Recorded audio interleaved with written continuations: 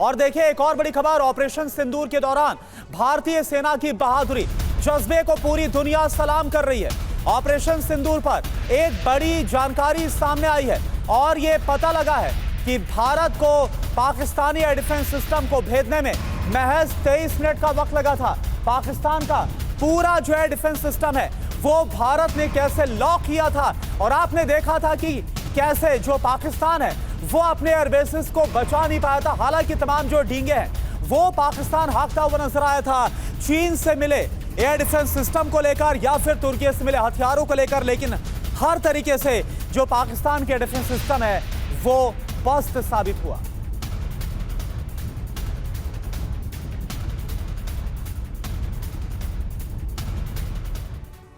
तो आप देखें 23 मिनट में भारत का पराक्रम पूरी दुनिया ने देखा। पाकिस्तान के फेल हथियार, पाकिस्तानी डिफेंस सिस्टम कैसे तबाह हो गया यह भी देखा। हवाई सुरक्षा प्रणाली जाम हो गई। चीन का बनाया हुआ जो एयर डिफेंस सिस्टम है वो नाकाम साबित हुआ।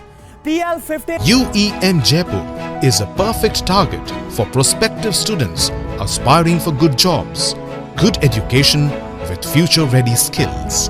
मिसाइल को कैसे ध्वस्त किया हमने ये भी पूरी दुनिया ने देखा। और इसके अलावा तुर्की के भेजे जो ड्रोन्स हैं, जो UAV हैं, वो भी पूरी तरह से नाकाम साबित हुए। और चलिए अब आपको बताते हैं कि हालांकि पाकिस्तान को पूरी तरह से चीन हो या फिर तुर्की हो उसका साथ मिला, उससे हथियार मिले, लेकिन इसके बावजूद पाकिस्तान कैसे पस्त हुआ है और पाकिस्तान का जो पूरा डिफेंस सिस्टम है वो पूरी तरह से खोखला साबित हुआ है, एक्सपोज हुआ है। यह आपको बता रहे हैं दरअसल पाकिस्तान पर कैसे कहर बरपा, इससे आप समझिए।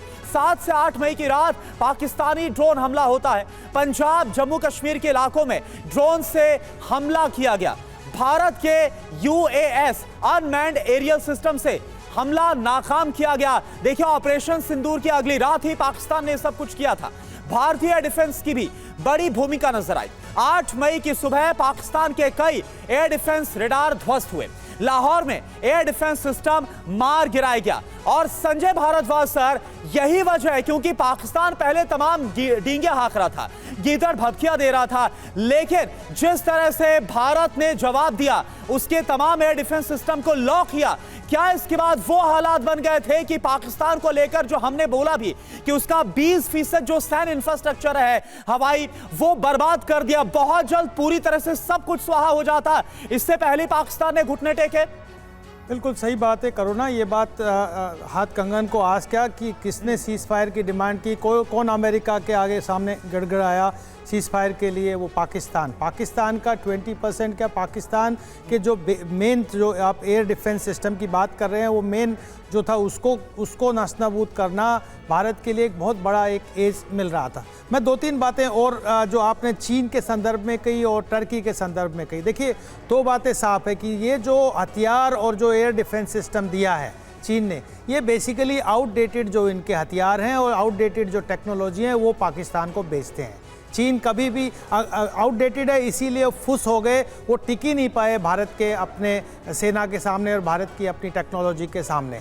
दूसरी बात इसको और थोड़ा सा समझने की ज़रूरत है कि जो पाकिस्तान का जो इंटरनल कंस्ट्रक्ट है, जिसमें आपने नवाज शरीफ की बात कही, मैं 2 बात जोड़ना चाहता हूं कि देखिए नवाज शरीफ कौन है, एक पंजाबी है, और पाकिस्तान को कौन डोमिनेट करता है, पंजाबी मुस्लिम डोमिनेट करता है। और अभी नवाज शरीफ को सबसे बड़ा जो नवाज शरीफ को सऊदी अरबिया जाना पड़ा वो जनरल बाजवा के साथ उनके जब कॉन्फ्लिक्ट्स हुए, चाइना पाकिस्तान इकोनॉमिक कॉरिडोर को लेकर बाकी इंटरनल इश्यूज़ को भागना पड़ा, और मुनीर के साथ उनका गठबंधन था। मुनीर उनको वापस लेके आया इमरान खान की जगह और शाहबाज शरीफ को प्रधानमंत्री बनाया। तो ये बात मान के चलिए कि एक बहुत स्ट्रॉन्ग गठजोड़ है मुनीर और शाहबाज शरीफ फैमिली के बीच में। और मुझे लगता है कि ये नेक्सस के माध्यम से ही ये पहलगाम और जो आतंकी गतिविधियों को इस पनाह आगे बढ़ा रहे हैं, इनका एक बहुत बड़ा पाकिस्तान के लिए सर, लेकिन जी पाकिस्तान के लिए आतंकवादी घटनाएं अंजाम देना ये तो किसी मेडल की तरह है ना।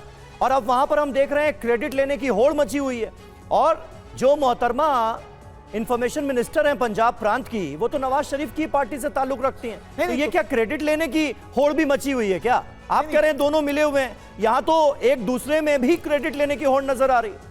बिल्कुल यही बात है, क्योंकि सबसे बड़ा जो फैक्टर है कि क्रेडिट, क्योंकि अब जनरल मुनीर है वो जियाउल हक के टाइम में रिक्रूट हुआ था, एक तरीके का फेनेटिक और इस्लामिस्ट व्यक्ति है जो आर्मी में बैठा हुआ है। लेकिन नवाज शरीफ भी एक बात मान के चलिए कि उनका जो पॉलिटिकल बेस था, इनिशियल पॉलिटिकल बेस था, वो इस्लाम को आगे बढ़ाया, इस्लाम के आधार पे, पाकिस्तान के आधार पे बढ़ा। लेकिन कहीं ना कहीं वो खिसकता हुआ नजर आया जनरल मुनीर के सामने कि मुनीर बड़ा इस्लामिस्ट है, बड़ा उनको पनाह दे रहा है, और जो आउटफिट्स हैं, जो वायलेंट नॉन स्टेट एक्टर्स हैं, उन आतंकी को ज़्यादा पनाह दे रहा है। तो मुझे लगता है कि नवाज शरीफ ने भी अपनी भूमिका निभाई। नवाज शरीफ बेसिकली जो सारा शो रन करता है, जो मरियम शरीफ के पीछे से या शहबाज शरीफ के पीछे से, तो नवाज शरीफ करते। तो नवाज शरीफ निश्चित रूप से उनका और पास्ट एक्सपीरियंस भी बहुत अच्छा नहीं रहा, उनको भागना पड़ा जब जनरल मुशर्रफ के टाइम में 1999